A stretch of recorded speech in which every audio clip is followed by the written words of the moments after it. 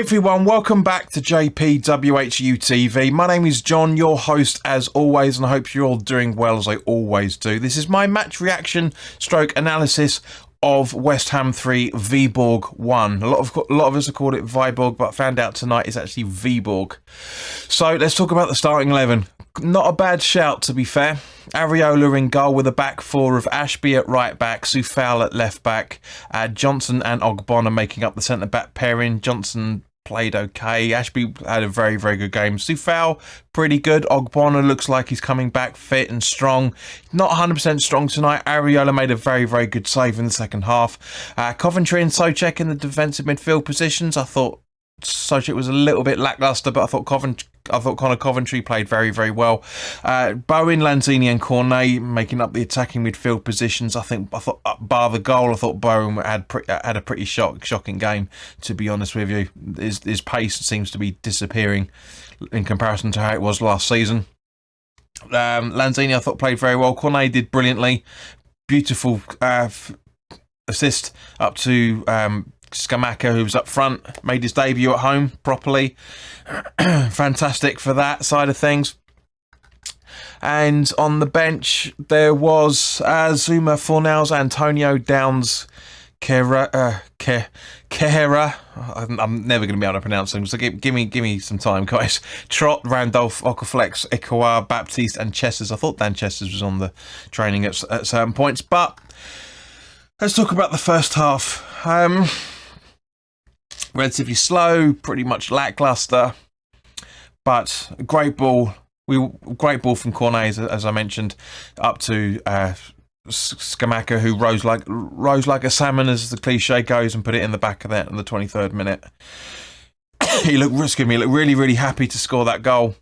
Really, really did. Great to get great movement from him. For the time that he was on the pitch, had a very, very good game. Cornet looks fantastic. He really, really does. He looks very, very good. So I'm trying to hold these coughs back, guys, because neither myself or a few of the guys that I was away with on holiday have got over their coughs either. So I'm going to try and hold it back as much as I can. So he says just as he coughs.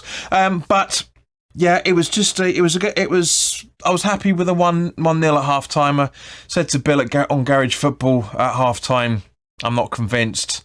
It's not good. It's not the performance this time last season. If we were playing this opposition this time last season, we would have been 2 or 3-0 up at half time alone. But yeah, it was okay. It was comfortable. We didn't do as much as we should have done. Again, there wasn't much interception. I think they were trying to kind of like a sparring game of old, just making sure who's doing what. And testing out the waters for both sides, are testing out the waters for the first 10-15 minutes anyway. But their goalkeeper was very, very good, very, very good. So half time comes, and as I say, we're 1-0 up. Fornals comes on for Lanzini for the start of the second half. Now this is where the bit of a bone of contention for me goes. Also during it into the second half, Bowen scored a goal which was very, very tight into the bottom left-hand or bottom right-hand corner from his point of view of the goalkeeper, who, as I said, I think had a terrific game. I think the Viborg's goalie had a fantastic game.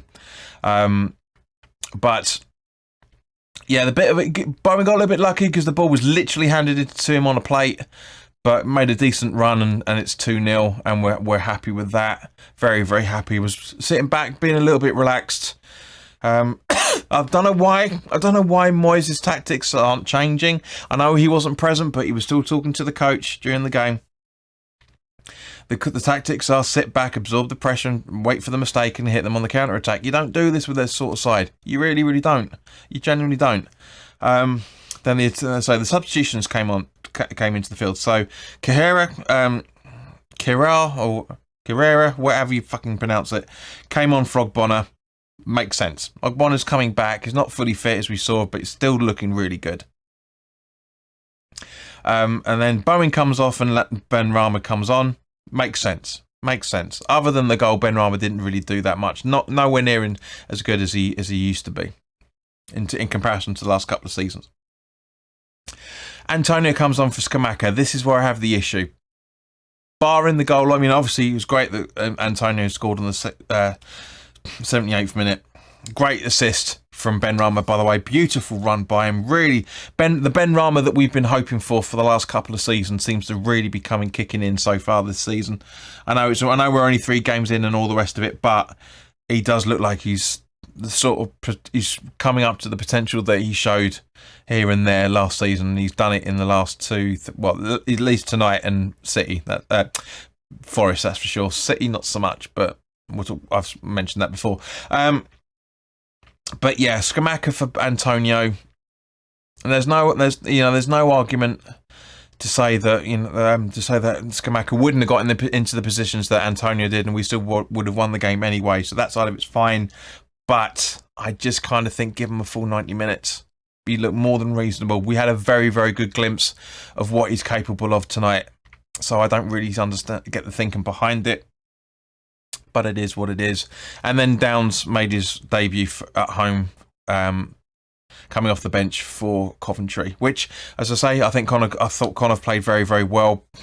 A little bit lackluster performance overall for the 90, but at the end of the day, guys, I'm very, very happy with it. So, guys, I really hope you got home okay. For those that attended the game, it was an absolute fucking nightmare trying to get back from Stratford.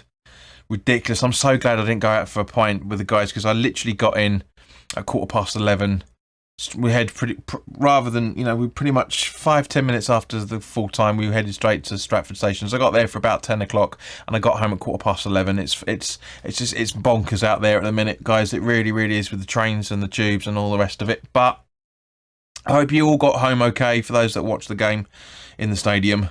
And yeah, those are my thoughts on it, guys. So put your comments in the comment section below. Let me know your thoughts on what you're thinking of the game. And yeah, the Brighton preview will be available on YouTube from 2 o'clock tomorrow afternoon, or today by the time you guys see this.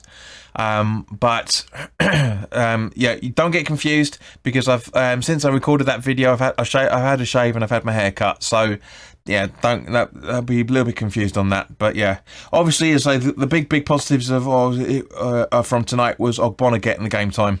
Really, really was good. Really, really was good from him. Great performance from Cornet and Scamacca, as I mentioned. So a lot of positives to take out from tonight, but a lot of negatives as well. But in the meantime, guys, thank you very, very much for your time. Like, share and subscribe if you haven't already done so. And I will see you very, very soon. All the best now. Take care.